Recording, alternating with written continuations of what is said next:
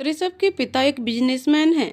उनका नाम शिवराज कश्यप है। उनकी पत्नी सरला कश्यप एक कुशल गृहिणी हैं। ऋषभ की एक बहन भी है जो अभी 10वीं क्लास में है। ऋषभ बीकॉम के फाइनल ईयर में है। रिया के पिता एक फौजी हैं। उनका नाम सूरज शर्मा है। उनकी पत्नी गायत्री शर्मा एक कुशल गृहिणी है। रिया का कॉलेज शुरू होने वाला है। आज रिया बहुत खुश है क्योंकि आज उसके पापा का जन्मदिन है और उसके पापा आज घर भी आ रहे हैं छुट्टी पर। रिया की माँ आज सुबह से रसोई में काम कर रही हैं और रिया भी उनके हर काम में मदद कर रही थी। रिया के पापा शाम को आने वाले थे। शाम को जब रिया के पापा आते हैं तो सब उनका जोर शोर से स्वागत करते हैं। दरअसल रिया ने अपने पापा के लिए एक छोटी सी सरप्राइज पार्टी रखी थी जिसमें उसने अपने पापा के कुछ पुराने दोस्तों को बुलाया था। सभी को देख रिया के पापा बहुत खुश हो जाते हैं और रिया को गले लगा लेते हैं। सभी पार्टी को बहुत एंजॉय करते हैं। रिया के पापा अपने दोस्तों के साथ पुराने दिनों को याद करते हुए बहुत खुश हो जाते हैं। पार्टी खत्म होने पर सभी मेहमान अपने घर चले जाते हैं। रिया के पापा रिया को बुलाते हैं। रिया उनके पास जाती है। रिया के पापा, बेटा आज हम बहुत खुश हैं। बहुत बहुत धन्यवाद बेटा, हमें इतना अच्छा सरप्राइज देने के लिए। रिया, आपको अच्छा लगा पापा? मैं तो बस यही चाहती हूँ कि आप और मम्मा ऐसे ही हमेशा खुश रहें। रिया की माँ, आपकी लाडली का कॉलेज शुरू होने वाला है 2 दिनों के बाद। उसके बाद भी सारी पार्टी की तैयारियां इसने खुद की, सिर्फ आपके लिए। रिया के पापा, सदा खुश रहो बेटा और अब अपना सारा ध्यान सिर्फ पढ़ाई में लगाना बेटा, ठीक है ना मेरी गुड़िया? रिया के पापा जब बहुत खुश होते हैं तो उसे प्यार से गुड़िया बुलाते हैं। रिया, जी पापा। उसके बाद सब सोने चले जाते हैं। 2 दिन बाद रिया का पहला दिन कॉलेज में। रिया तैयार हो जाती है और जब वो नाश्ते के लिए आती है तो सबसे पहले अपने मम्मा पापा का आशीर्वाद लेती है। रिया के पापा मम्मा एक साथ, हमेशा खुश रहो बेटा। रिया के पापा, बेटा आज तुम्हारे कॉलेज का पहला दिन है। अपनी गुड़िया को हम आज कॉलेज छोड़ने जाएंगे। रिया, सच पापा? I am so happy. आपने तो मेरा पूरा दिन अच्छा बना दिया। रिया के पापा, चलो अब जल्दी जल्दी नाश्ता खत्म करो, फिर हम तुम्हारे कॉलेज के लिए निकलते हैं। तुमने सारी फॉर्मेलिटीज तो पूरी कर ली है ना बेटा?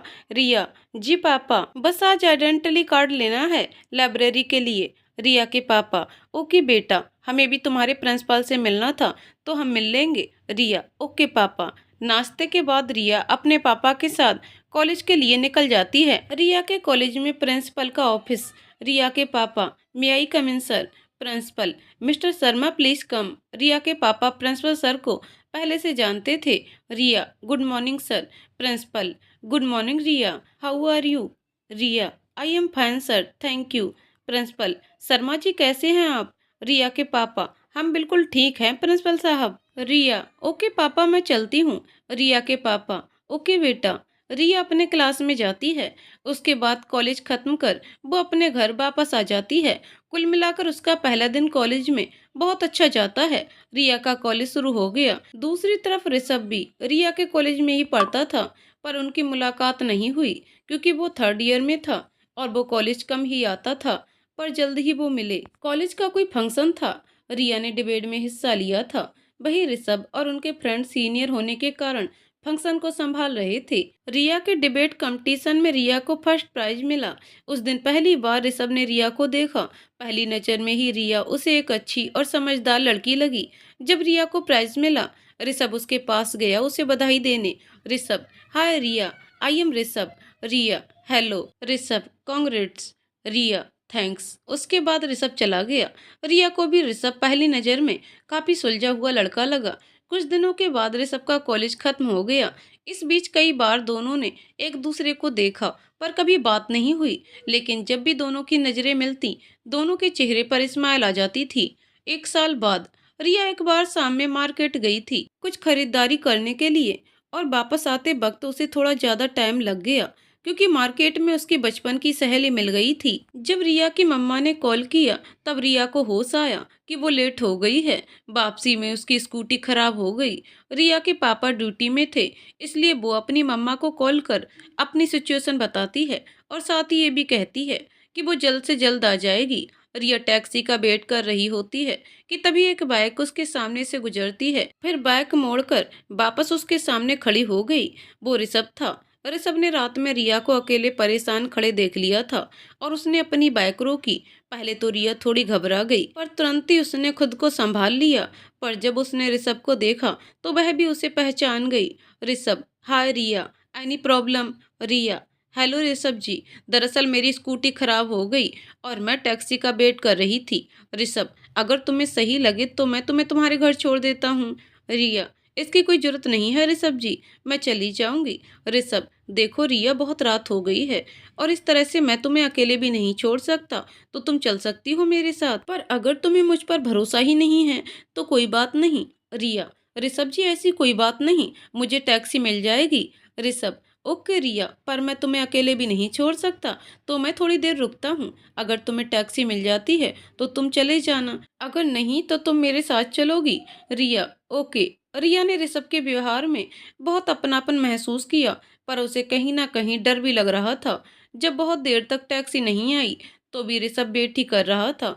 और फिर जब रिया की मम्मा का कॉल आया तो रिया ने फोन उठाया। रिया की मम्मा, रिया बेटा कहाँ हो? रिया, बस मम्मा 10 मिनट में पहुंच रही हूँ। रिया के फोन रखते ही उसने ऋषभ की ओर देखा, वो बस उसे ही देख रहा था। ऋषभ, रिया बचपना छोड़ो और आओ बैठो बाइक में, भरोसा करो मैं तुम्हें सेफली पहुंचा दूंगा।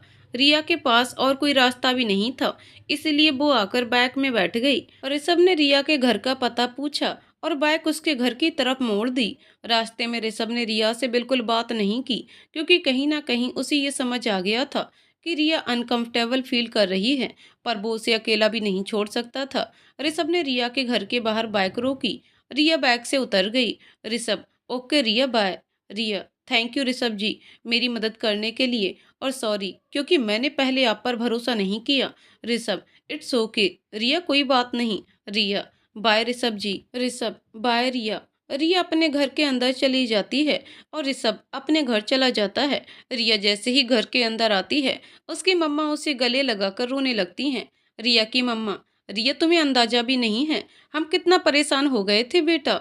रिया, आई एम सॉरी मम्मा, आप शांत हो जाइए मम्मा, मैं बिल्कुल ठीक हूँ। वो दरअसल मेरी स्कूटी खराब हो गई थी और इसलिए लेट हो गई। फिर रिया अपनी मम्मा को सारी बात बता देती है, ऋषभ के बारे में भी। ऋषभ की मम्मा ऋषभ को नहीं जानती थी।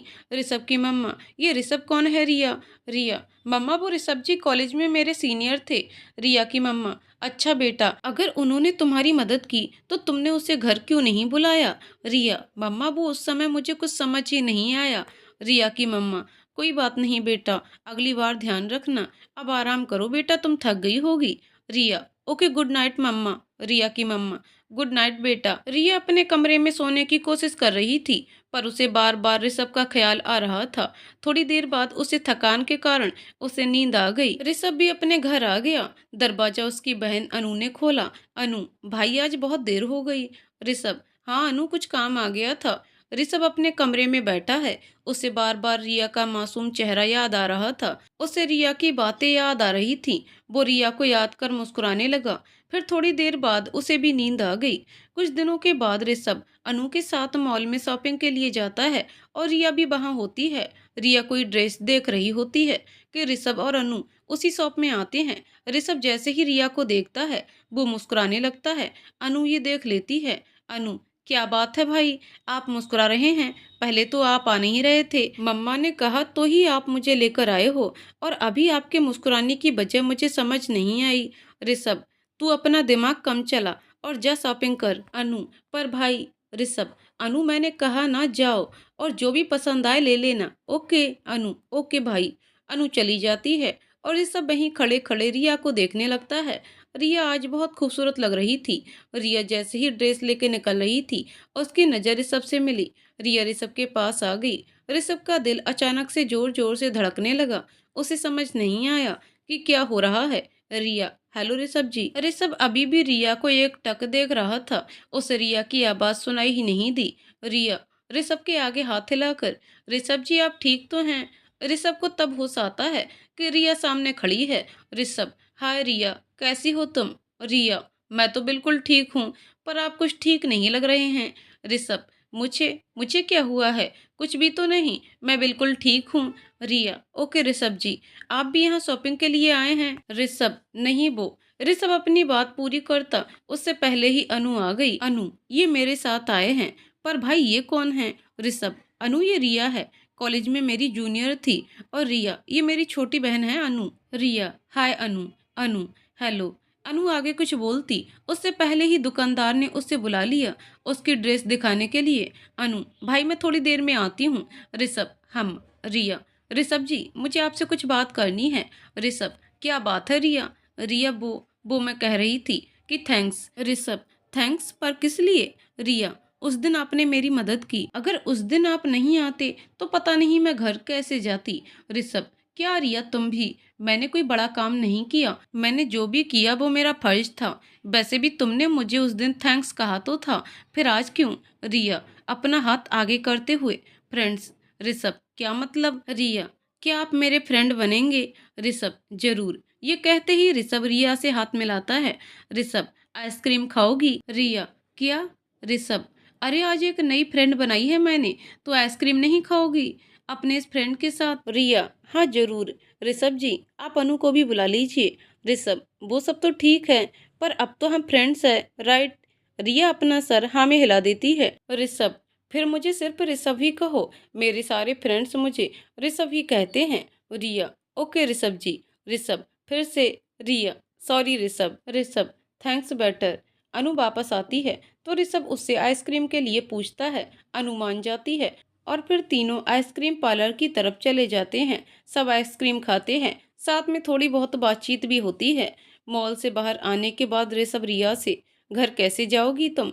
रिया, वो मेरी स्कूटी है पार्किंग पर, आप फिक्र मत कीजिए। Rishabh, okay Riya, bye. रिया अनु और ऋषभ दोनों को बाय बोलकर चली जाती है। ऋषभ अनु से वेट करने का बोलकर बाइक लेने चला जाता है। वहीं रिया उसे पार्किंग में दिखती है, वह उसके पास चला जाता है। ऋषभ, रिया। रिया, ऋषभ आप यहाँ? ऋषभ, हाँ वो मैं बाइक लेने आया था और तुमसे भी कुछ कहना था। रिया, जी बोलिए। ऋषभ, वो मैं कह रहा था कि वो। रिया, क्या बात है ऋषभ? ऋषभ, मैं ये कह रहा था कि उस दिन तुम्हारी स्कूटी खराब हो गई थी, तो आज भी मेरा मतलब ये है कि तुम सेफली घर पहुंच जाओगी ना? रिया, हाँ बिल्कुल, आज मेरी स्कूटी की तबीयत बिल्कुल ठीक है। इतना बोलते ही रिया हंसने लगती है और ऋषभ उसे देखता ही रह जाता है। रिया, अब मैं चलती हूँ ऋषभ। ऋषभ, रिया ये मेरा मोबाइल नंबर है, जब भी इस दोस्त की याद आए तो मुझे कॉल कर सकती हो। Riya, okay Rishabh and thanks. Rishabh, okay अब तुम जाओ, अनु भी मेरा वेट कर रही होगी। रिया, ओके बाय। ऋषभ, बाय। रिया अपने घर आ जाती है और ऋषभ भी अनु के साथ घर वापस आ जाता है। घर आते ही ऋषभ अपने कमरे में जाकर लेट जाता है और अपनी आंखें बंद कर लेता है। उसे बार बार रिया का मुस्कुराता हुआ चेहरा, उसकी बातें सब याद आ रही थी। इधर रिया का हाल भी कुछ ऐसा ही था। रिया अपने हाथ में ऋषभ का नंबर लेकर सोचती है कि ऋषभ को कॉल करे या नहीं। यही सब सोचते हुए उसकी आंख लग जाती है और जब उसकी मम्मा आती है तो देखती है कि रिया सो रही है। रिया की मम्मा उसके सिर को सहलाती हैं और फिर वहां से चली जाती हैं। अगली सुबह रिया की नींद जल्दी नहीं खुलती। उसकी मम्मा उसे जगाने आती हैं। रिया की मम्मा, रिया उठो बेटा, देखो सुबह हो गई है। रिया, बस 5 मिनट मम्मा। रिया की मम्मा, बेटा उठो भी, तुम तो इतनी देर तक कभी नहीं सोती, तबीयत तो ठीक है ना बेटा? रिया उठते हुए, मैं बिल्कुल ठीक हूँ मम्मा, बस नींद नहीं खुली। रिया की मम्मा, गुड मॉर्निंग बेटा, अब तुम जल्दी से फ्रेश होकर बाहर आ जाओ, मैंने तुम्हारे मनपसंद आलू के पराठे बनाए हैं। रिया, वाओ मम्मा, love you so so much. Riya की मम्मा, बस कर, अब जाकर फ्रेश होकर जल्दी से आ जा। रिया, ओके मम्मा। रिया नाश्ते के टेबल पर, मम्मा पापा कब आ रहे हैं? रिया की मम्मा, पता नहीं बेटा, उनसे बात नहीं हुई कुछ दिनों से। रिया, मम्मा आप बिल्कुल परेशान मत होइए, पापा जैसे ही फ्री होंगे, आई नो कि आपको जरूर कॉल करेंगे, सो डोंट वरी मम्मा। रिया की मम्मा, हम। परेशान तो रिया भी थी, पर वो अपनी मम्मा के सामने दिखाना नहीं चाहती थी। रिया नाश्ते के बाद कॉलेज के लिए निकल गई।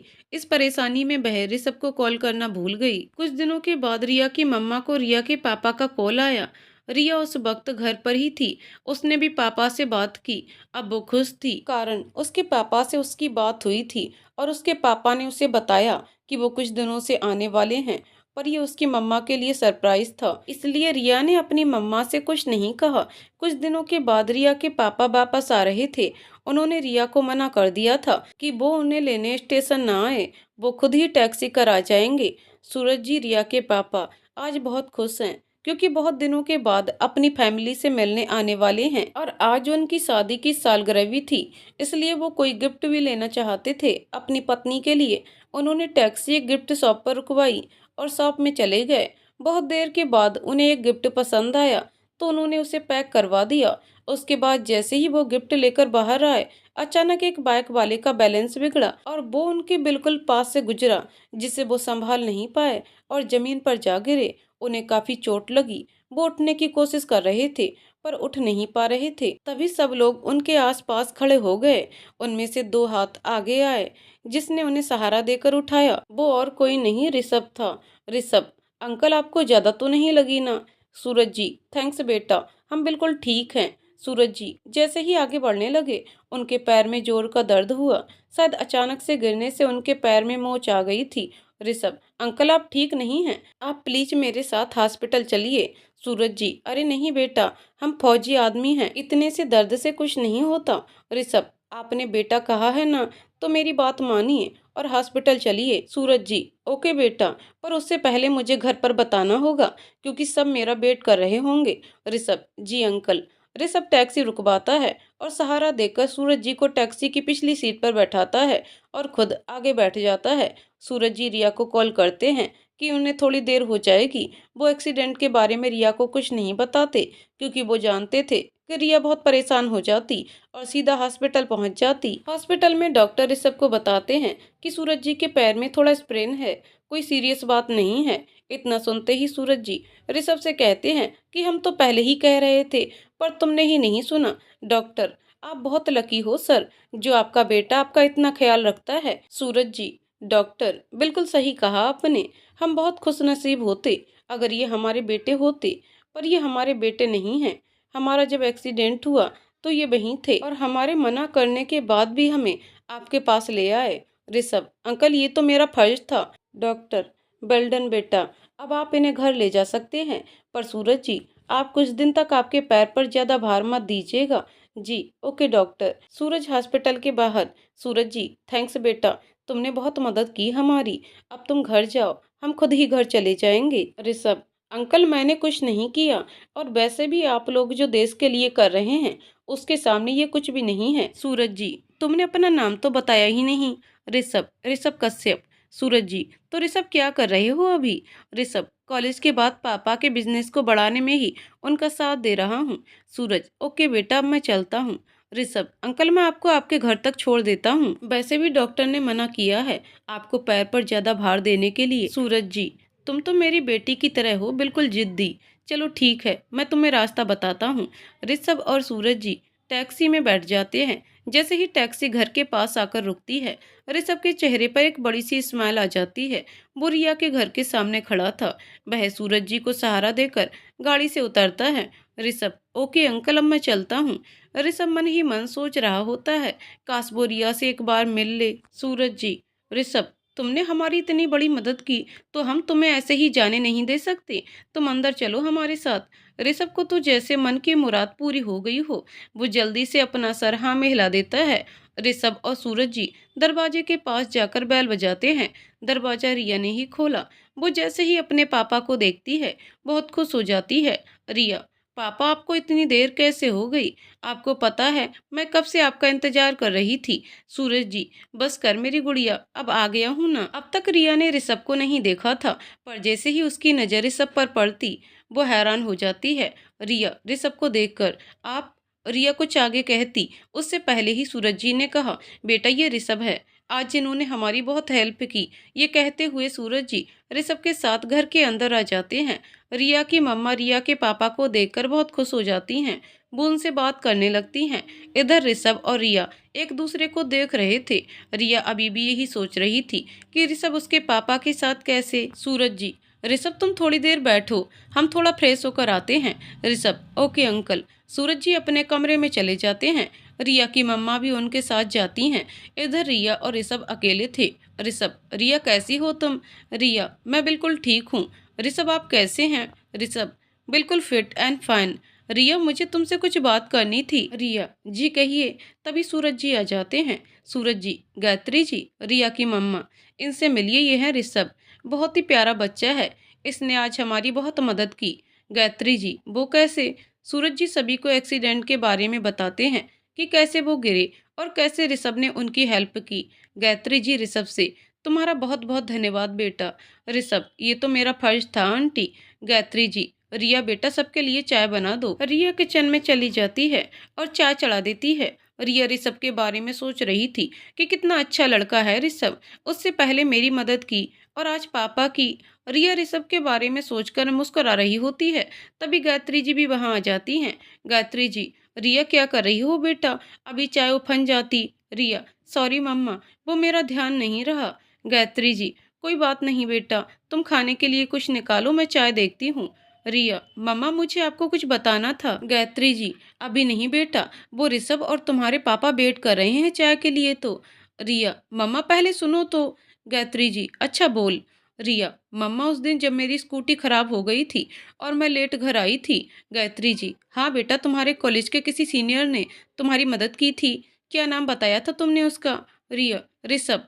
मम्मा ये वही ऋषभ है जिसने उस दिन मेरी हेल्प की और आज पापा की। गायत्री जी, तुमने ये हमें पहले क्यों नहीं बताया? रिया, ओके कोई बात नहीं, आप चलो, पापा वेट कर रहे होंगे। रिया, जी मम्मा। गायत्री जी ऋषभ के पास बैठते हुए, ऋषभ बहुत बहुत धन्यवाद, तुम्हारा बेटा, तुमने उस रात रिया की मदद की और आज रिया के पापा की। सूरज जी, ये आप किस बारे में बात कर रही हैं? गायत्री जी, ऋषभ ने रिया की मदद की, कब कैसे? रिया, मैं बताती हूँ पापा। रिया उस रात की सारी बात अपने पापा को बताती है। सूरज जी बहुत खुश होते हैं ये जानकर। सूरज जी, ऋषभ तुम सच में बहुत अच्छे हो, तुम्हारे माता पिता को गर्व होता होगा तुम पर। ऋषभ, मैंने जो भी किया अंकल, ये तो मेरा फर्ज था। सब थोड़ी देर इसी तरह बात करते हैं। सूरज जी ऋषभ से दोबारा घर आने को कहते हैं। ऋषभ जाने लगता है तो रिया बाहर तक उसे छोड़ने आती है। रिया, थैंक यू ऋषभ। ऋषभ, अरे रिया बस करो यार, और कितनी बार थैंक्स कहोगी? ऋषभ की बात सुनकर रिया हंसने लगती है। Rishabh, okay bye. रिया, ऋषभ आप मुझसे कुछ कहना चाह रहे थे उस वक्त? ऋषभ, हाँ मैं ये कह रहा था कि तुमने कॉल नहीं किया, वो मैंने उस दिन बहुत वेट किया था तुम्हारे कॉल का। रिया, वो मुझे ध्यान नहीं रहा, सॉरी। ऋषभ, अरे नहीं, वो तो मैं थोड़ा परेशान हो गया था ये सोचकर कि तुम घर सेफली पहुंच गई या नहीं। रिया, हम। ऋषभ को समझ नहीं आया कि वो क्या कहे, इसीलिए वो रिया को बाय बोलकर निकल गया। वो सोच रहा था कि कहीं रिया उसकी बातों का बुरा ना मान जाए। वो यही सोच रहा था कि रिया क्या सोच रही होगी मेरे बारे में। अब वो थोड़ा परेशान हो गया। ये सोचते सोचते वो अपने घर चला गया। ऋषभ का घर। सरला जी, ऋषभ की माँ। आ गया ऋषु, तू जल्दी से फ्रेश होकर आ जा, तेरे पापा भी आने वाले होंगे, मैं खाना परोसती हूँ। तभी ऋषभ के पापा भी आ जाते हैं। शिवराज जी, ऋषभ के पापा, क्या बात है ऋषु, तुम्हें वर्मा जी से मिलने भेजा था पर तुम गए नहीं, वो इंतजार कर रहे थे तुम्हारा साइड पर। फिर उन्होंने तुम्हें कॉल भी किया, तुमने फोन भी नहीं उठाया, तो उन्होंने मुझे कॉल किया। ऋषभ को अब याद आता है कि वो किसी काम से निकल गया था और अचानक से रिया के पापा से मिला और उसने फिर अपने पापा को सारी बात बताई, सिवाय इसके कि वो रिया को पहले से जानता है। शिवराज जी, अरे वाह बेटा, बहुत अच्छा काम किया आज तुमने, बस आगे से फोन उठाया करो बेटा, हम भी परेशान हो गए थे। ऋषभ, जी पापा। उसी रात ऋषभ रिया के बारे में सोच रहा था, तभी उसका फोन बजता है। ऋषभ देखता है किसी अननोन नंबर से कॉल आ रहा है। ऋषभ फोन पर, हेलो रिया। हेलो ऋषभ। ऋषभ, जी आप कौन? रिया, मैं रिया बोल रही हूँ। ये सुनकर ऋषभ का दिल जोर से धड़कने लगता है। उसे विश्वास ही नहीं हो रहा था कि रिया ने उसे कॉल किया। रिया, हेलो ऋषभ, आपको आवाज आ रही है मेरी? ऋषभ, हाँ रिया। रिया, कैसे हैं आप? ऋषभ, मैं बिल्कुल ठीक हूँ, तुम कैसी हो और अंकल कैसे हैं अब? रिया, मैं ठीक हूँ और पापा भी बिल्कुल ठीक हैं, अभी आराम कर रहे हैं। ऋषभ को अभी भी यकीन नहीं हो रहा था कि रिया ने उसे कॉल किया है। वो तो जैसे उसकी आवाज में खो गया था। जब ऋषभ ने कोई जवाब नहीं दिया तो रिया ने फिर पूछा, ऋषभ आप ठीक तो है ना? ऋषभ, हाँ अब मैं बिल्कुल ठीक हूँ। रिया, आपको डिस्टर्ब तो नहीं किया ना मैंने? ऋषभ, दोस्त हो तुम मेरी और दोस्त डिस्टर्ब नहीं करते। रिया, आप कुछ पूछना चाहते थे? ऋषभ, कब? रिया, आप जब घर आए थे तो आपने ही तो कहा था। ऋषभ, ओ हाँ, वो मैं तुमसे कुछ पूछना चाहता था। रिया, पर क्या? ऋषभ, क्या मैं तुमसे मिल सकता हूँ? रिया, क्या मतलब? आज ही तो हम मिले थे, फिर आप ऐसा क्यों कह रहे हैं? ऋषभ, देखो रिया, मुझे गलत मत समझना, मैं बस अपने फ्रेंड के साथ थोड़ा टाइम स्पेंड करना चाहता था और कुछ नहीं। रिया, ऋषभ जी, मैं आपसे कुछ दिनों के बाद मिल सकती हूँ। दरअसल मेरे एग्जाम शुरू होने वाले हैं, तो मैं बस पढ़ाई पर अपना ध्यान लगाना चाहती हूँ। ऋषभ, बिल्कुल रिया, तुम अपनी पढ़ाई पर ध्यान दो, वो अभी बहुत जरूरी है। और वैसे भी हम दोस्त हैं तो कभी भी मिल सकते हैं, राइट? रिया मुस्कुराते हुए, जी बिल्कुल। ऋषभ, ओके रिया, अब तुम भी आराम करो। Okay bye Riya. Hmm bye. Rishabh, good night Riya. Riya, good night Rishabh. Call cut चुका था, पर अब भी दोनों एक दूसरे के बारे में सोच रहे थे। ऋषभ आज बहुत खुश था। उसे अब कहीं ना कहीं एहसास होने लगा था कि उसे प्यार होने लगा है। पर रिया के मन में क्या है, ये जाने बिना वो उससे कुछ नहीं कहना चाहता था। इधर रिया को भी बार बार ऋषभ का मुस्कुराता हुआ चेहरा याद आ रहा था। उसे समझ नहीं आ रहा था कि उसे ऋषभ क्यों बार बार याद आ रहा था। एक दूसरे के बारे में सोचते हुए दोनों नींद के आगोश में चले गए। अगली सुबह से फिर ऋषभ अपने काम में और रिया अपनी पढ़ाई में व्यस्त हो गए। ऋषभ को हमेशा रिया की याद आती, पर उसे डिस्टर्ब करना सही नहीं लगता, तो उसने कॉल नहीं किया। पर हर पल उसे ही याद करता था। रिया को भी हर पल ऋषभ की याद आती थी, पर वो इस समय अपना पूरा ध्यान अपनी पढ़ाई पर लगाना चाहती थी। 2 महीने बाद रिया का घर। गायत्री जी, रिया बेटा, तेरी बुआ का कॉल आया था बेटा, वो तुझे कुछ टाइम के लिए अपने पास बुला रही हैं। वो क्या है, तेरे फूफा जी किसी काम से शहर से बाहर जा रहे हैं, और रोहन, रिया के बुआ का बेटा, भी तो अपने आगे की पढ़ाई के लिए बाहर चला गया, वरना वो तुझे कभी नहीं बुलाती। तुझे तो पता ही है कि तेरी बुआ को अकेले घर में रहना बिल्कुल पसंद नहीं है। रिया, तो मम्मा आप उन्हें ही बुला लो, वैसे भी पापा भी तो घर पर नहीं है और बुआ भी तो इसी शहर में है। गायत्री जी, मैंने भी यही कहा था बेटा। पर रिया, पर क्या मम्मा? गायत्री जी, रिया वो क्या है ना कि बुआ को अकेले कहीं आने जाने की आदत नहीं है, तो तू चली जाएगी उन्हें लेने।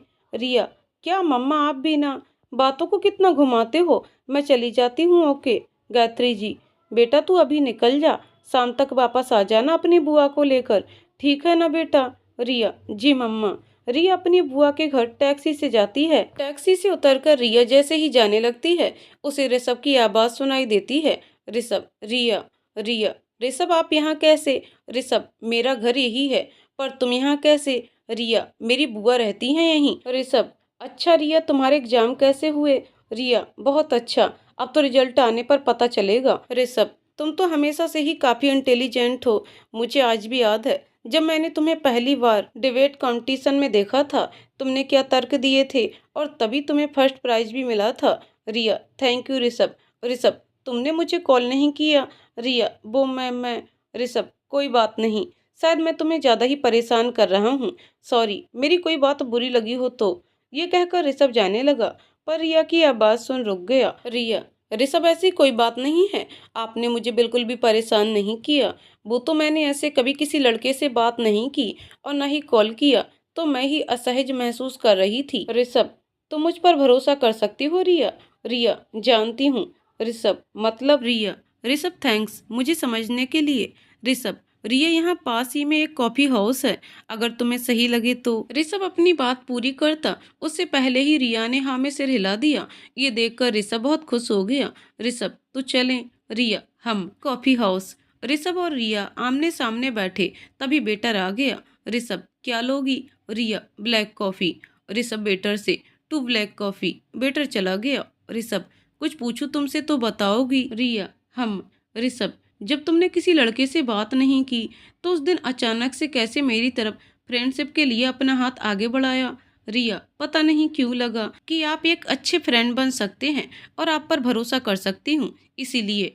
ऋषभ, थैंक्स रिया, तुम्हें पता है मैं कब से सोच रहा था कि तुमसे बात करूं, तुमसे फ्रेंडशिप के लिए पूछूं, पर कभी हिम्मत ही नहीं हुई।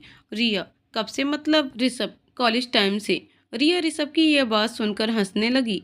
वेटर कॉफी रखकर चला गया और दोनों कॉफी पीने लगे। रिया, ओके ऋषभ, अब मुझे चलना चाहिए, बुआ जी वेट कर रही होंगी। ऋषभ ओके। रिया वहां से चली गई और उसे जाते हुए वह तब तक देखता रहा जब तक वो उसकी आंखों से ओझल नहीं हो गई। ऋषभ भी अपने घर वापस आ गया। रिया अपनी बुआ के साथ अपने घर वापस आ गई। सब रात का खाना खाकर आराम करने अपने कमरे में चले गए। रिया बहुत थक गई थी। उसे सौरभ की बातें याद आ रही थी। सौरभ को याद करते हुए जल्दी ही सो गई। इधर सौरभ की आंखों से नींद कोसों दूर थी। उसे बार बार रिया का ख्याल आ रहा था। उसे ये जानकर बहुत खुशी हुई कि रिया उस पर भरोसा करती है। उसके लिए इतना ही काफी था। अगले दिन ऋषभ ने सुबह रिया को मैसेज किया, ऋषभ गुड मॉर्निंग। उसके बाद जब रिया ने थोड़ी देर तक मैसेज सीन नहीं किया तो वो फ्रेश होने चला गया। उसके बाद वो तैयार होकर ऑफिस के लिए निकल गया और काम में बिजी हो गया। रिया जब सुबह उठी तो उसने अपना मोबाइल चेक किया पर उसका मोबाइल ऑफ हो गया था। रिया ओ शिट, मैं फ़ोन चार्ज करना तो भूल ही गई। रिया अपने मोबाइल को चार्ज में लगाकर नहाने चली गई। उसके बाद वो तैयार होकर कॉलेज के लिए निकल गई। उसने मैसेज पर ध्यान ही नहीं दिया। ऋषभ जब लंच टाइम में फ्री हुआ तो उसे रिया का ख्याल आया। उसने मैसेज चेक किया पर रिया ने तो मैसेज सीन भी नहीं किया था। ऋषभ उदास हो गया। उसके बाद वो लंच कर वापस अपने काम में लग गया। रिया कॉलेज से वापस आई और लंच कर अपने रूम में चली गई। रिया ने जैसे ही अपना नेट ऑन किया उसे ऋषभ का मैसेज दिखा। रिया ने जल्दी से मैसेज ओपन किया। रिया ने मैसेज पढ़ा। वो अब थोड़ा उदास हो गई क्योंकि वो रिप्लाई नहीं कर पाई थी। उसने तुरंत ऋषभ को मैसेज किया, रिया गुड इवनिंग ऋषभ, सॉरी वो सुबह रिप्लाई नहीं कर पाई।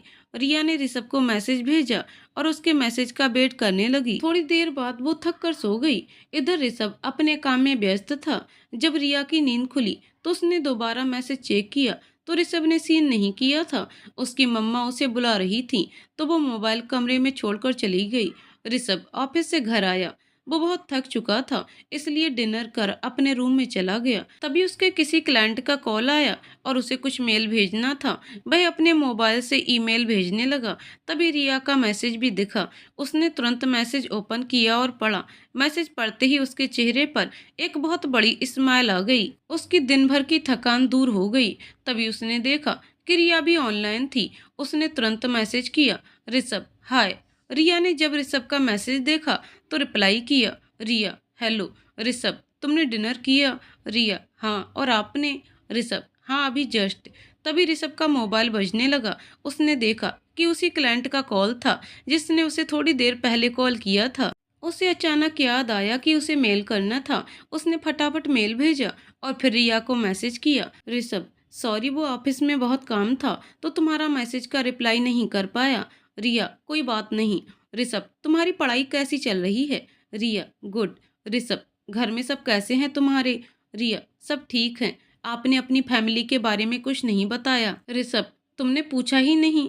रिया अब पूछ रही हूँ। ऋषभ बताता हूँ।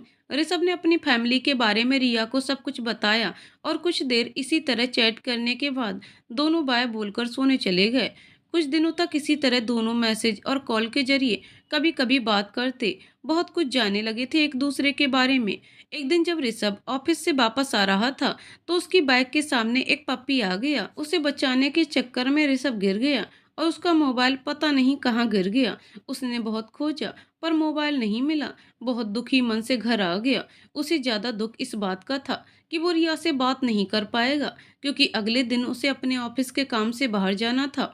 वह बाहर चला गया पर उसे रिया की बहुत याद आती थी। उसने सोच लिया था कि जब वो वापस आएगा तो रिया के घर चला जाएगा और उसे बता देगा कि वो उसके लिए क्या फील करने लगा है। ये सोचकर ही वो खुश हो जाता। फिर सोचता कि रिया क्या जवाब देगी। ऋषभ को कम से कम 1 महीने से ज्यादा का समय लग गया। जब वो वापस आया तो अगले ही दिन वो रिया के घर गया पर रिया का घर बंद था। उसे कुछ भी समझ नहीं आया। उसने सोचा कि शायद कहीं बाहर गए हों। ऋषभ कुछ दिनों के बाद फिर जब आया तो भी घर बंद था। अब उसे कुछ शक होने लगा। उसने जब आसपास के लोगों से पता किया तो उसका दिल बैठ गया। रिया और उसकी फैमिली इस शहर को छोड़कर चले गए थे।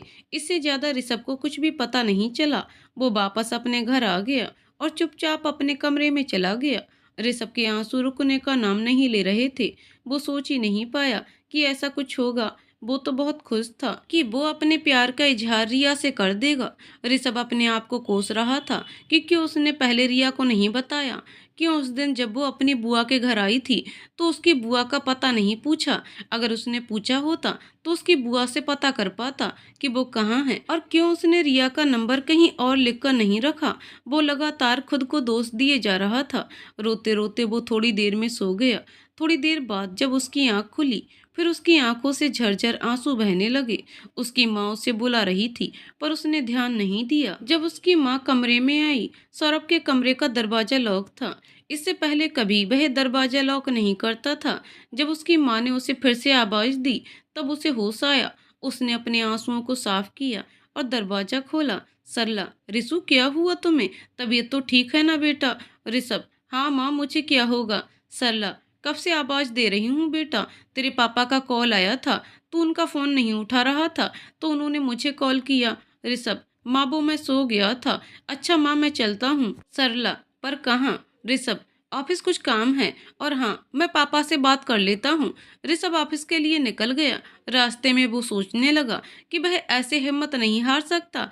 उसे अपने परिवार के लिए जीना है और खुश भी रहना है। और रिया की याद आते ही उसकी आंखों से आंसू छलक आए। उसने अपने आंसुओं को साफ किया और ऊपर देखकर बोला, हे भोलेनाथ, अगर आपने मेरी किस्मत में उसे लिखा है तो बस मुझसे मिला देना भगवान, फिर उसे कभी खुद से दूर नहीं जाने दूंगा। ऋषभ अब बहुत उदास रहने लगा। पहले हमेशा हंसने बोलने वाला ऋषभ अब बिल्कुल शांत हो चुका था। ऋषभ अपने काम को ज्यादा समय देने लगा। उसके घर वाले ऋषभ के इस रूप को देखकर बहुत हैरान थे। अब वह किसी से भी ज्यादा बात नहीं करता। ऐसे ही धीरे धीरे समय बीता। ऋषभ के घर वाले जब भी उससे उसकी शादी की बात करते वो हमेशा मना कर देता। ऋषभ सिर्फ अपने बिजनेस को बढ़ाने में लगा था। 5 साल बीत गए पर ऋषभ रिया को भूल नहीं पाया। पर उसका बिजनेस अब काफी बड़ा हो गया था।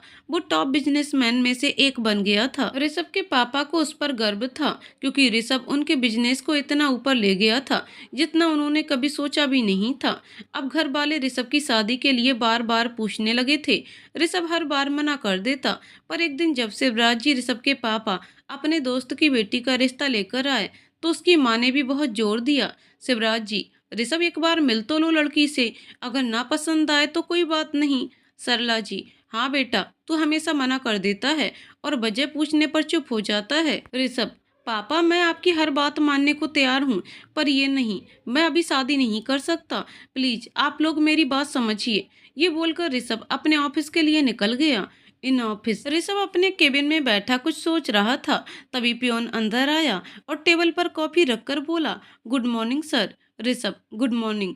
पियोन चला गया और ऋषभ अपनी कुर्सी से सर टिकाकर रिया के बारे में सोचने लगा। उसके केबिन का दरवाजा नॉक हुआ। इस बार दरवाजे पर विक्की था। विक्की ऋषभ के बचपन का दोस्त था, पर 10 साल पहले उसके पापा का ट्रांसफर होने की वजह से उसने ये शहर छोड़ दिया था। विक्की को देखते ही ऋषभ अपनी कुर्सी से उठ उसके गले लग गया। विक्की, कैसा है भाई? ऋषभ, मैं बिल्कुल ठीक हूँ, तू बता तू कैसा है? आज अपने इस दोस्त की याद कैसे आ गई? ऋषभ इससे पहले कुछ और पूछता, विक्की ने बोलना शुरू किया, मैं बिल्कुल ठीक हूँ, मुझे अच्छे से पता है कि तुम इस वक्त यही सोच रहे हो कि मैं यहाँ क्या कर रहा हूँ। ऋषभ, हाँ वो। विक्की ऋषभ की बात काटते हुए, अरे यार तुम पहले मेरी बात सुनो, अगले हफ्ते मेरी शादी है और मैं तुम्हें अपनी शादी में इनवाइट करने आया हूँ। ऋषभ, नहीं मैं नहीं आ पाऊंगा। विक्की, मुझे पता था कि तुम मना कर दोगे, पर तुम क्या अपने बचपन के दोस्त के लिए इतना भी नहीं कर सकते? ऋषभ ने इतने दिनों में अपने सारे दोस्तों से भी किनारा कर लिया था। सिर्फ विक्की ही था जिससे वो कभी कभी बात करता था। विक्की एक खुश मिजाज लड़का था। ऋषभ उठा और विक्की को गले लगा लिया। ऋषभ, अच्छा ठीक है, आ जाऊंगा। विक्की, अरे तू भी ना पागल है बिल्कुल, पर सिर्फ गले मिलने से काम नहीं चलेगा, मैं तो तभी खुश होऊंगा जब तू आएगा मेरी शादी में। ऋषभ, पर विक्की, विक्की मैं कुछ नहीं सुन रहा, तुम आओगे मेरी शादी में तो मुझे खुशी होगी। अब तुझे ये सोचना है कि तुम्हें क्या करना है। विक्की अपनी शादी का कार्ड टेबल पर रखकर चला गया। ऋषभ ने जब कार्ड उठाकर देखा तो उसकी तो जैसे सांसें ही रुक गईं। कार्ड पर नाम लिखा था, विक्की बेट्स रिया। रिया का नाम पढ़ते ही अलग अलग ख्याल उसके मन में आने लगे। आखिर में उसने तय किया वो विक्की की शादी में जाएगा, और अगर विक्की की शादी मेरी रिया से हो रही है तो मैं भी उसे भूल जाऊंगा। ऋषभ अपने घर पर बता देता है अगले हफ्ते उसे विक्की की शादी में जाना है। उसकी इस बात पर सब हैरान हो गए, क्योंकि ऋषभ ने बीते 5 सालों में किसी शादी जैसे समारोह में जाने से मना कर देता था। उसके घर वाले खुश थे और मन ही मन विक्की को दुआएं दे रहे थे। ऋषभ के लिए इंतजार करना मुश्किल होता जा रहा था। 5 दिनों के बाद ऋषभ विक्की की शादी वाली जगह पर पहुंच गया। उसने विक्की को कॉल किया ये बताने के लिए कि वो बाहर आ चुका है, पर विक्की का फोन नहीं लग रहा था, इसलिए वो होटल के अंदर आ गया। वो होटल काफी बड़ा था। विक्की ने शादी के लिए पूरे हॉल को बुक कर लिया था, इसलिए हर तरफ शादी वाला माहौल लग रहा था। ऋषभ विक्की को खोज रहा था, साथ ही उसे कॉल भी कर रहा था। तभी उसके कदम चलते चलते रुक गए। उसका मोबाइल हाथ से गिरते गिरते बचा। सामने रिया खड़ी थी। उसने रिया को देख लिया था, पर रिया ने उसे नहीं देखा था। अब उसे समझ आ गया कि वो सही था, विक्की की शादी रिया से ही हो रही है। वो चुपचाप वहां से निकल गया, पर वो होटल के बाहर ही विक्की से टकरा गया। विक्की उसे वहां देखकर बहुत खुश हुआ और उसे गले लगा लेता है। ऋषभ की आंखों में आंसू थे, जिसे उसने जल्दी से साफ किया। Vicky, thank you so much यार, तू आ गया। Rishabh, congrats Vicky. Thanks thanks दोनों बात कर रहे होते हैं, तभी विक्की के पास एक लड़की आकर खड़ी होती है। विक्की, ऋषभ इनसे मिलो, ये है मेरे होने वाली पत्नी रिया। ऋषभ आश्चर्य से कभी विक्की को देखता तो कभी उसके मंगेतर को। उसे समझ नहीं आ रहा था अंदर जो उसने देखा और उसने जो समझा वो सही था, या जो अब देख रहा है वो सही है। विक्की, क्या हुआ, तू कहाँ खो गया? ऋषभ उस लड़की को दिखाकर, तुम्हारी शादी इनसे होने वाली है। विक्की और उसके मंगेतर दोनों हैरानी से उसे देखते हैं। विक्की, हाँ भाई, पर तू ऐसे सवाल क्यों कर रहा है? ऋषभ विक्की को गले लगाते हुए बोला, मैं तेरे लिए बहुत खुश हूँ भाई। पर ये तो ऋषभ भी जानता था। वो खुश था ये जानकर कि विक्की की मंगेतर उसकी रिया नहीं बल्कि कोई और है। अचानक ऋषभ को ख्याल आया कि उसने अंदर रिया को देखा था। अब वह जल्द से जल्द रिया से मिलना चाहता था। ऋषभ, चल विक्की, अब यहीं खड़ा रखेगा क्या? विक्की, अरे नहीं यार, चल मैं तुझे बाकी सबसे मिलवाता हूँ। ऋषभ, चल। विक्की ऋषभ को अंदर लेकर आया और अपने सभी परिवार वालों से मिलवाने लगा, पर ऋषभ की नजरें सिर्फ रिया को खोज रही थी। सबसे मिलवाने के बाद ऋषभ को विक्की ने आराम करने का बोलकर एक कमरे में भिजवा दिया। ऋषभ थक चुका था, पर आज वह बहुत खुश था। वो फ्रेश होकर वापस उसी हॉल में चला गया जहां उसने रिया को देखा था। वहां विक्की के संगीत की तैयारी चल रही थी। जब विक्की ने ऋषभ को देखा तो उसके पास चला आया। विक्की, भाई कोई प्रॉब्लम है क्या? तूने आराम नहीं किया? ऋषभ, मैं यहाँ तेरी शादी देखने आया हूँ, ये आराम करने। विक्की बहुत खुश हुआ और ऋषभ से कहा, अब तू लग रहा है मेरा वही पुराना ऋषभ। इतना बोलकर दोनों हंसने लगे। विक्की संगीत की तैयारियों में लग गया और ऋषभ भी उसकी मदद करने लगा। ऋषभ ने रिया को भी खोजा, पर रिया उसे कहीं भी नहीं दिखी। कुछ देर बाद उसने हॉल के दरवाजे से अंदर आती रिया को देखा। वही सिंपल लुक, चेहरे पर हल्का मेकअप, और फिर भी बेहद खूबसूरत। कुछ भी तो नहीं बदला था इन 5 सालों में।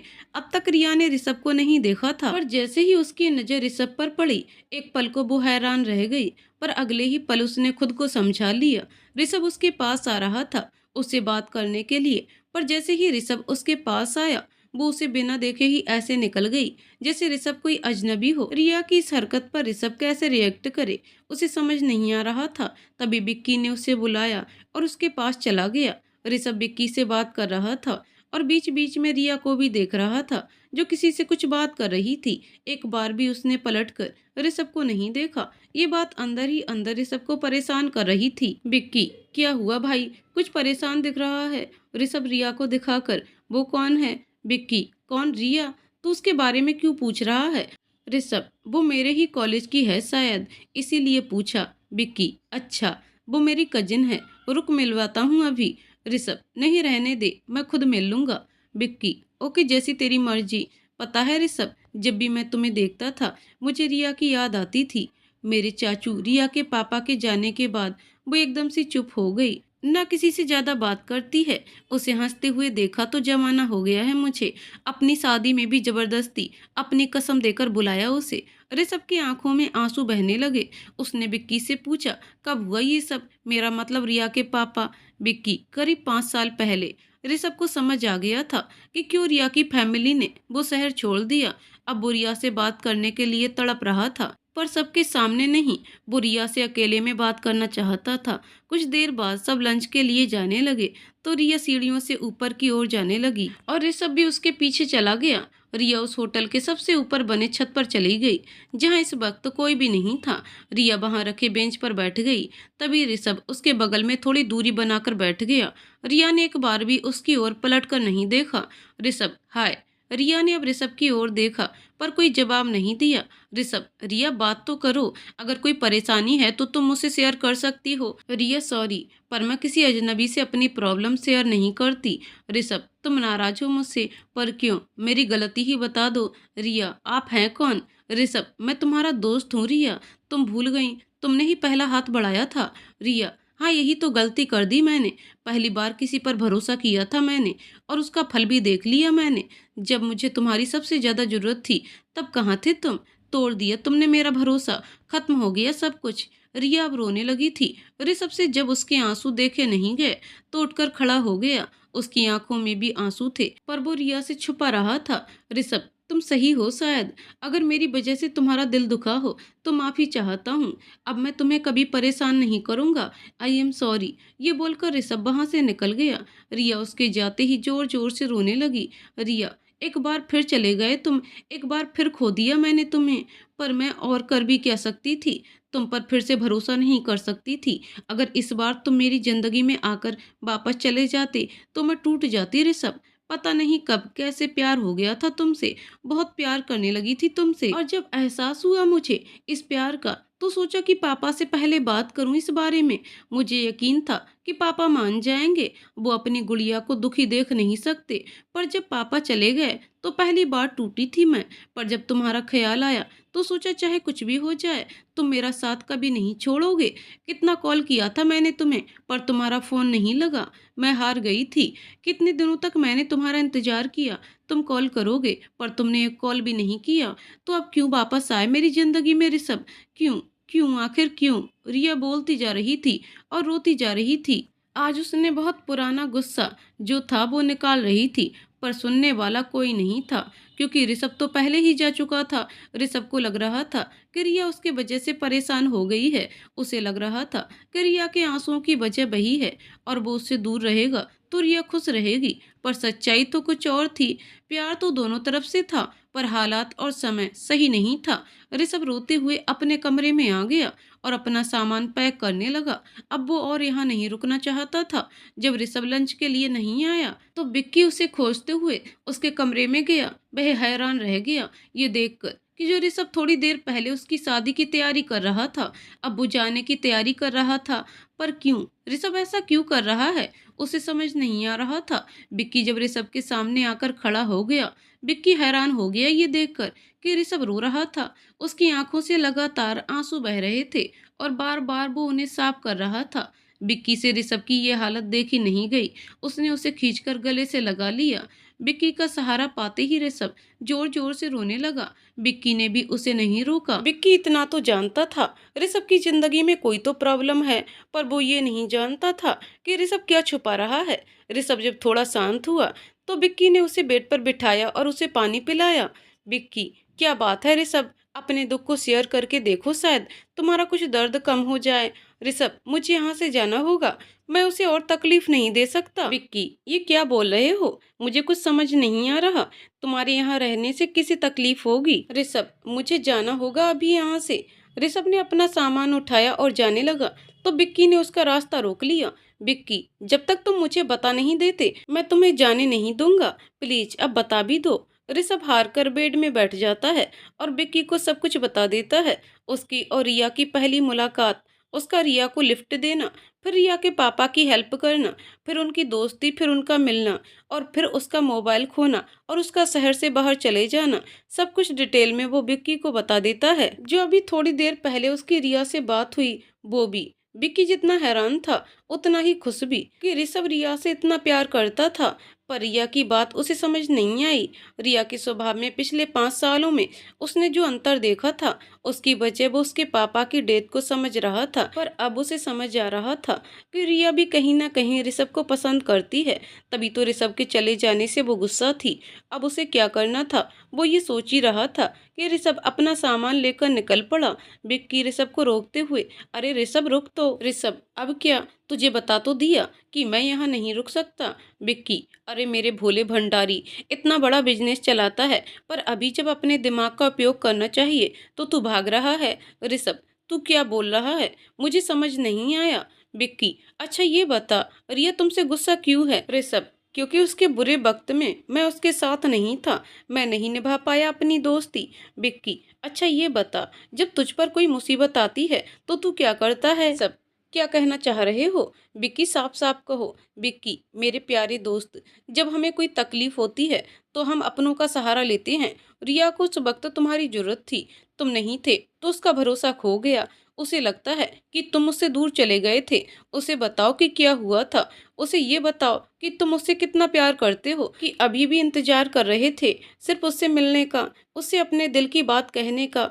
चाचू, रिया के पापा के जाने के बाद वो अकेली हो गई थी, इस बात का तुम्हें अंदाजा भी नहीं था। ये बताओ उसे। ऋषभ, तुम्हें लगता है कि वो मुझ पर विश्वास करेगी? विक्की, एक बार बात तो करके देख यार, क्या पता वो तुझे प्यार करती हो और तुझसे नाराजगी में वो सब बोल गई हो। ऋषभ, ऐसा हो सकता है क्या? क्या रिया भी मुझसे प्यार करती है? विक्की, ये तो तुझे उससे ही पूछना पड़ेगा भाई। ऋषभ, अब मैं क्या करूं? विक्की, मौका देखकर बात कर उससे। एक काम कर, मैं उसे किसी बहाने से तेरे कमरे में भेजता हूँ, तू बात कर लेना। ऋषभ, तू मेरा सच्चा दोस्त है। विक्की, एक बात और ऋषभ, रिया बहन है मेरी और बहुत प्यार करता हूँ उससे। इन 5 सालों में हर पल उदास देखा है उसे। पहले तो मुझे लगा था कि वो चाचू के जाने का दुख भुला नहीं पा रही, पर अब लगता है कि एक बार बात करके देख उससे। और हाँ, तुझे बस इतना ही कहना है कि उसका दिल मत दुखाना।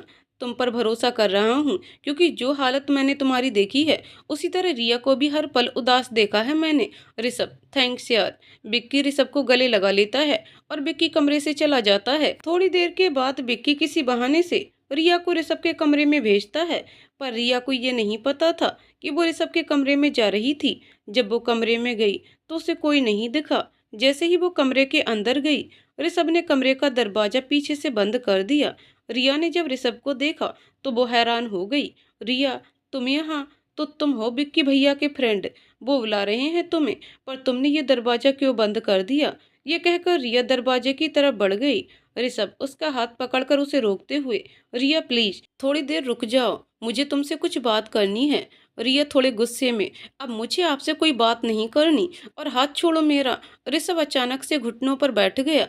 रिया ये देखकर हैरान हो गई। ऋषभ, प्लीज रिया, मेरा इरादा तुम्हें परेशान करने का बिल्कुल नहीं है, बस थोड़ा सा समय चाहिए तुम्हारा, प्लीज। ये बोलते हुए ऋषभ की आंखों में आंसू आ गए। रिया को समझ नहीं आ रहा था कि वह क्या करे। रिया बोलिए। ऋषभ, प्लीज तुम बैठ जाओ। रिया कमरे के सोफे पर जाकर बैठ गई। ऋषभ, रिया मुझे पता है मुझे कोई हक नहीं है तुमसे ये बात कहने का, पर फिर भी कह रहा हूँ। रिया, अब बोलिए भी। सब हॉल में बैठकर ऋषभ रिया की बात काटते हुए, रिया आई लव यू। रिया ये सुनते ही जड़ हो गई। उसे समझ ही नहीं आया कि वो क्या कहे क्या करे।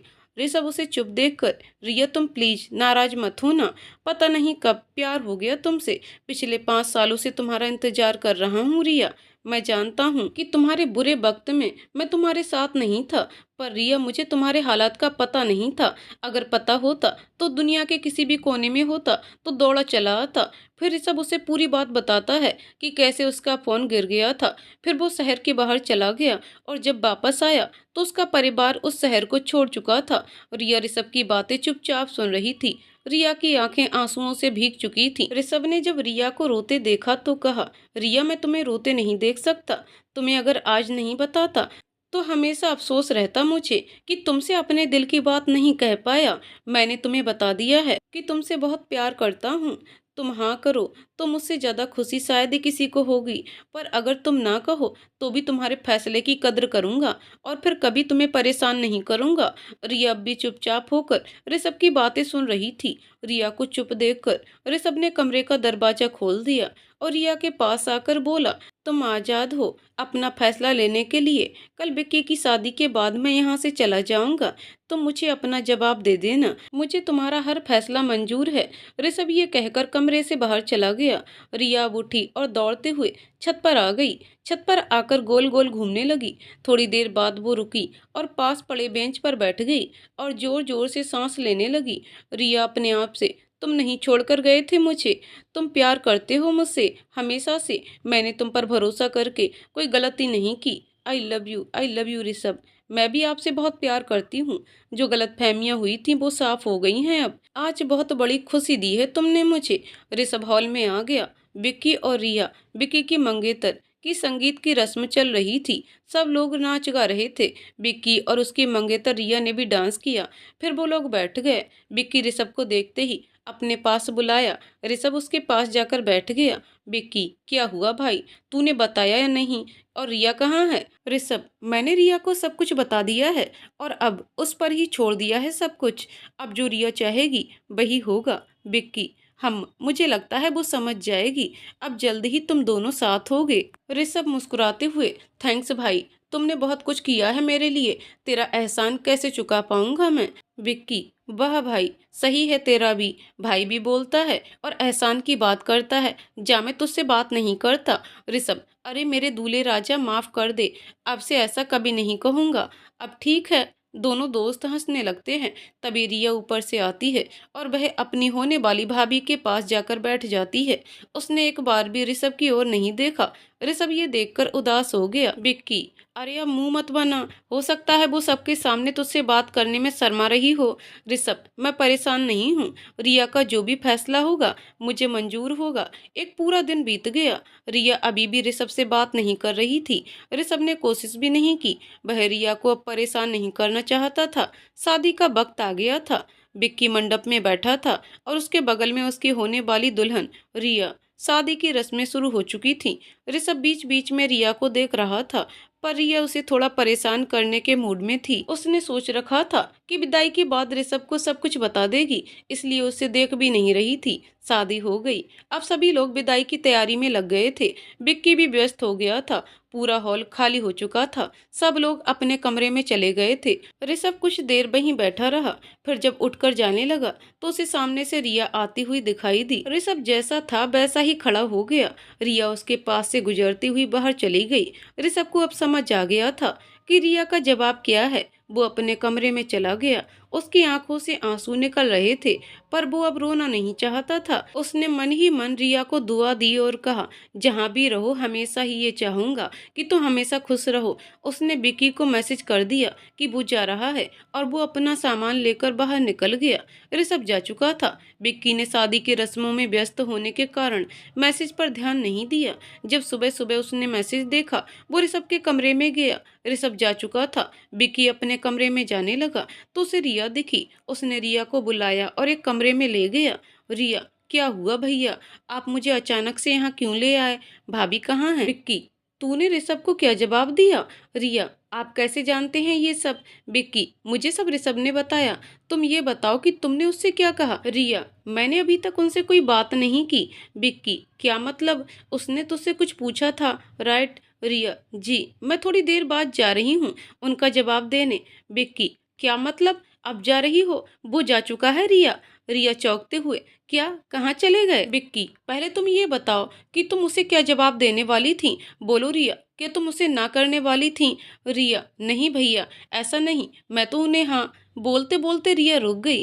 विक्की, मैं तो पहले ही समझ गया था, उसे कहा भी था, पर जब तुमने कुछ नहीं कहा तो वो तुम्हें ज्यादा परेशान नहीं देखना चाहता था, इसलिए चला गया। रिया, बहुत परेशान किया है उन्होंने मुझे और आज भी बिना सुने चले गए। अब तो मैं छोड़ूंगी नहीं उन्हें। देखना आप, अब उन्हें पता चलेगा कि रिया शर्मा क्या है। विक्की, ये हुई ना मेरी बहन वाली बात। वो तो हमेशा से ही ऐसा ही है, अपनी तकलीफ किसी से शेयर नहीं करता। मैंने भी उसे कितना कहा, फिर भी उसने कभी नहीं बताया तुम्हारे बारे में। पर जब उसने तुम्हें यहाँ देखा और पहली बार तुमसे बात की, तो तभी वो यहाँ से जाने लगा था और बहुत रो भी रहा था। तभी मैंने उससे जब जोर देकर पूछा, तब उसने तेरे बारे में बताया। तुझसे बात करने के लिए भी मैंने ही उसे हिम्मत दी, वरना वो तो एक नंबर का बेवकूफ़ है। रिया, उसे बेवकूफ़ मत कहिए भैया, वो तो मुझसे बहुत प्यार करते हैं। उनकी आंखों में अपने लिए प्यार और मुझसे दूर होने का दर्द देखा है मैंने। विक्की, अच्छा नहीं कहता तेरे ऋषभ को बेवकूफ़, अब खुश। विक्की की इस बात पर रिया शर्मा गई। विक्की, अच्छा बेटा तो शर्माना भी आ गया एक दिन में। इतने सालों से पूछता था तुझसे कि क्या परेशानी है बता, क्यों उदास रहती है, पर तूने तो मुझे इस लायक भी नहीं समझा कभी। रिया, ऐसी बात नहीं है भैया, मैं किसी को परेशान नहीं करना चाहती थी। उस वक्त मुझे लगता था कि ऋषभ मुझे छोड़कर चले गए हैं और ये मेरी जिंदगी की सबसे बड़ी गलती थी। विक्की, अगर पहले बता दिया होता तो शायद पहले ही मिल गई होती तू ऋषभ से। पर कोई बात नहीं, अब भी देर नहीं हुई है, तू जा और मिल उससे। रिया, अभी? विक्की, हाँ तो क्या अगले साल जाएगी? रिया, पर भैया मम्मा को भी तो बताना पड़ेगा ना ऋषभ के बारे में। विक्की, तू चाची की चिंता मत कर, मैं उन्हें मना लूंगा। वैसे भी कम परेशान नहीं है वो तेरी वजह से। जब उन्हें ऋषभ के बारे में बताऊंगा तो वो भी खुश हो जाएंगी। वैसे भी वो अभी नाना जी के, रिया के नाना के घर पर हैं। रिया, ओके भैया, मैं थोड़ी देर में निकलती हूँ। विक्की, हाँ, और वहाँ जाकर मुझे कॉल करना। मैं पहले ही ऋषभ से पूछ लूंगा कि वो कहाँ है और तू सीधे वहीं पहुँच जाना, ठीक है? रिया, थैंक यू सो मच, आपने मुझे बहुत बड़ी खुशी दी है आज। मैं सच में बहुत खुश हूँ। विक्की, मैंने कुछ नहीं किया गुड़िया, तेरी किस्मत ऋषभ से जुड़ी है, इसलिए तो इतने सालों के बाद एक दूसरे से दूर होकर भी तुम दोनों एक दूसरे से इतना प्यार करते हो। विक्की के मुंह से गुड़िया सुन रिया की आंखें भर आईं। वो विक्की के गले लगकर रोने लग गई। विक्की उसका सर सहलाते हुए, बस कर गुड़िया, अब रोने के दिन खत्म हो गए। रिया से सकते हुए, आज आप में मुझे पापा की छवि दिख रही है, ये तो खुशी के आंसू हैं भैया। रिया की बातें सुन विक्की की भी आंखें भर आईं। विक्की, पागल लड़की, अरे अब बस कर, तूने तो मुझे भी रुला दिया। भूल गई क्या, आज शादी हुई है मेरी और थोड़ी देर बाद विदाई है तेरी भाभी की। अब दूल्हा रोएगा तो अच्छा लगेगा क्या? विक्की की इस बात पर रिया हंसते हुए विक्की से अलग हुई। विक्की, अब तू निकल। विक्की आगे कुछ कहता उससे पहले ही उसकी माँ उसे खोजते हुए वहां आ गई। विक्की की माँ, अरे विक्की बेटा, तू यहाँ क्या कर रहा है?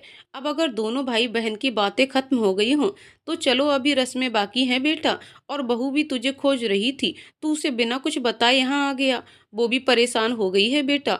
विक्की, क्या माँ, परेशान होने के बाद ही तो मिलने का मजा है ना। विक्की की माँ, पागल, चल अब। रिया बेटा तू भी चल। विक्की, नहीं माँ, रिया हमारे साथ वापस नहीं जाएगी। विक्की की माँ, रिया बेटा क्या हुआ, क्यों नहीं जाओगी? रिया, वो विक्की, माँ वो इसकी एक फ्रेंड है जिसे इसकी जरूरत है, तो पहले उसके पास जाएगी और फिर उधर से अपने नाना के घर। विक्की की माँ, अच्छा, अपना ख्याल रखना बेटा, मुझे बड़ी चिंता होती है तेरी। रिया, जी। विक्की, माँ तुम चलो, मैं 1 मिनट में आया। विक्की की माँ, अच्छा पर जल्दी आना। विक्की की माँ ने रिया के सर पर हाथ रखा तो रिया ने उनके पैर छू लिए। विक्की की माँ रिया को आशीर्वाद देकर चली गई। विक्की, ये क्या हो रहा था अभी? रिया, क्या हो रहा था मतलब? विक्की, तेरी बोलती तो माँ के सामने ही बंद हो गई, तू ऋषभ से कुछ बोल भी पाएगी या नहीं? रिया, आप मुझे चैलेंज कर रहे हैं? अब तो आप अपने दोस्त की खैर मनाइए, उन्हें तो मैं बिल्कुल भी नहीं छोड़ने वाली हूँ। विक्की, तू ऐसा कर ही नहीं सकती। विक्की जानबूझकर रिया को गुस्सा दिला रहा था जिससे वो अपने दिल की बात ऋषभ से खुलकर कहे। रिया, अब तो मैं भी दिखाकर रहूंगी कि मेरा नाम भी रिया शर्मा है। विक्की, चल अब मैं चलता हूँ, वरना मेरी माँ फिर से आ जाएंगी और इस बार मेरे कानों को पकड़कर ले जाएंगी। बीबी के सामने मार खाता अच्छा लगूंगा क्या? विक्की की ये बात सुनकर रिया जोर जोर से हंसने लगती है। विक्की, आज कितने दिनों के बाद तुझे ऐसे हंसते देखा है, हमेशा ऐसे ही खुश रहे। अपना सामान पैक कर और जा अपने ऋषभ के पास। रिया, जी। विक्की चला जाता है और रिया भी स्टेशन के लिए निकल जाती है। रिया दोपहर तक पहुंच गई थी ऋषभ के शहर, तो उसने अपना सामान वेटिंग रूम में रखा और फ्रेश हो गई। उसने हल्का सा मेकअप भी किया था। जब वो तैयार हो गई तो उसने विक्की को कॉल किया, पर विक्की ने उसका फोन नहीं उठाया। रिया ने दोबारा कॉल किया, इस बार विक्की ने फोन उठाया। विक्की नींद में, हेलो रिया, कहाँ हो भैया? कब से कॉल कर रही थी आपको। रिया की आवाज़ सुनते ही विक्की हड़बड़ाकर उठ गया। विक्की, रिया तू पहुँच गई क्या? यहाँ पर रस्में खत्म हो गई थीं, तो थोड़ी देर सो गया था। रिया, कोई बात नहीं, आप थक भी तो गए थे। विक्की, अच्छा अब मैं ऋषभ से पूछता हूँ कि वो कहाँ है, फिर तुझे एड्रेस मैसेज करता हूँ। ओके। वैसे मैं उसे जितना जानता हूँ तो मेरे हिसाब से वो अभी ऑफिस में होगा। रिया, आपको कैसे पता? विक्की, जब भी वो परेशानी में होता है तो अपनी परेशानी को भुलाने के लिए ढेर सारा काम करता है। उसे लगता है कि परेशानी से दूर भागने से उसकी परेशानी चली जाएगी, पर तू उसे आज अच्छे से समझा देना कि परेशानी से लड़ा जाता है, उनसे भागा नहीं जाता। तू कर लेगी ना? रिया, हाँ भैया। विक्की, चल अब फोन रखता हूँ और पता करके तुझे मैसेज करता हूँ। तू अपना ख्याल रखना। रिया, जी भैया। विक्की रिया का कॉल कट कर ऋषभ को कॉल करता है। ऋषभ, हेलो। विक्की, तेरा हेलो गया तेल लेने, मुझे मिले बिना तू गया कैसे? ऋषभ, अरे सुन तो भाई। विक्की, कुछ नहीं सुनना मुझे, तू बात मत करियो मुझसे कभी। ऋषभ, सॉरी यार, तुझे और परेशान नहीं करना चाहता था, इसलिए चला आया। विक्की, और अभी कहाँ है तू? ऋषभ, ऑफिस में। विक्की, पता ही था मुझे, जा काम ही कर ले तू, दोस्तों से तो कोई मतलब है नहीं तुझे। ऋषभ, मुझे माफ कर दे भाई, मेरा इरादा तुझे दुख देने का बिल्कुल नहीं था। विक्की ऋषभ के मजे ले रहा था, उसे पता था कि अब जो होने वाला है उसके बाद ऋषभ कितना ज्यादा खुश होगा। विक्की, चल ठीक है अब रखता हूँ फोन, शादी हो गई है तो बीबी को टाइम नहीं दिया तो वो नाराज हो जाएगी। ऋषभ, भाभी से इतना डरता है तू? विक्की, तेरा भी टाइम जल्दी आएगा, फिर पूछूंगा तुझसे तो, अभी के लिए बाय। ऋषभ को विक्की की बातें समझ नहीं आई, वो उसके लिए ऐसा क्यों कह रहा है, फिर भी उसने बाय बोलकर कॉल कट कर दिया। इधर विक्की ने पहले ही रिया को ऋषभ के ऑफिस का एड्रेस भेज दिया था। रिया निकल चुकी थी अपने प्यार अपने ऋषभ से मिलने। रिया ऋषभ के ऑफिस पहुंची और उसने रिसेप्शन में पूछा, रिया, ऋषभ का केबिन किस तरफ है?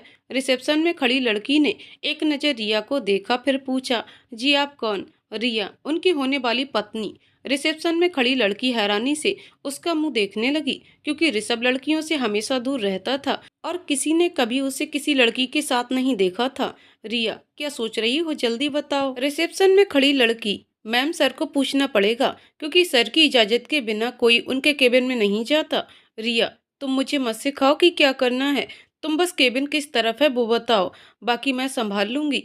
रिसेप्शन में खड़ी लड़की, मैम यहाँ से लेफ्ट देन राइट वही है सर का केबिन। रिया, ओके। रिया ऋषभ के केबिन के बाहर जाकर खड़ी हो गई और थोड़ी हिम्मत जुटाने लगी ऋषभ के सामने जाने की, क्योंकि कहीं ना कहीं उसने भी अनजाने में गलती की थी। रिया ने एक लंबी सांस ली और बिना नॉक किए ऋषभ के केबिन के अंदर चली गई। ऋषभ अपनी कुर्सी पर बैठा था और उसके सामने की कुर्सी पर तीन लोग बैठे थे, जो शायद उसके क्लाइंट थे। ऋषभ रिया को वहां अचानक से देखकर हड़बड़ा गया, अपनी कुर्सी से उठकर खड़ा हो गया।